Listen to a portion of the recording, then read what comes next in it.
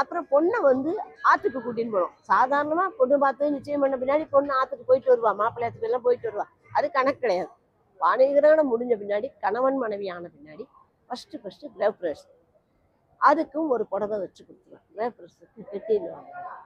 அப்போ கிரகப்பிரவேசம் முடிஞ்சது. அங்கே வந்து இவாளுக்கு மரியாதை பண்ணுவாள். பொண்ணாத்துல எல்லாரையும் கூப்பிட்டு மாப்பிள்ளையாத்துல எல்லாம் மரியாதை பண்ணுவாள். பண்ணி நாங்கள் வந்து எங்கள் ஆற்றுக்கு கூட்டின்னு வந்துட்டோம். சரியா, நாங்கள் நல்லா வச்சுக்குவோம். எங்கள் ஆற்றுல இத்தனை பேர் இருக்கோம் அப்படின்னு அவள் கிண்டல் கேலியெல்லாம் பேசுவாள் வச்சுங்களேன். அப்புறம் இந்த பொண்ணுக்கும் கூச்சம் எல்லாம் போயிடும். கொஞ்சம் அடுத்த ஆற்றுல இருக்கோங்கிறது, அடுத்த ஆற்றுக்கு போகிறோம் எப்படி இருக்குமோ அப்படின்லாம் கிடையாது. முடிஞ்சுதா? அப்புறம் வந்து பொண்ணாத்துல கூப்பிடுவான். நாங்கள் கிரகப்பிரவேசம் பண்ணுறோம்.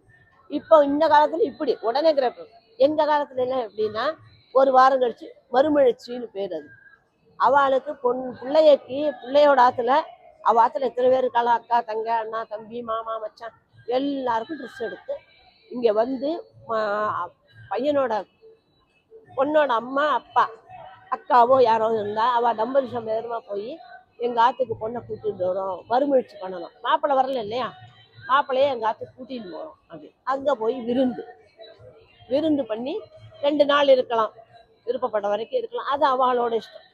அதோட முடிஞ்சது.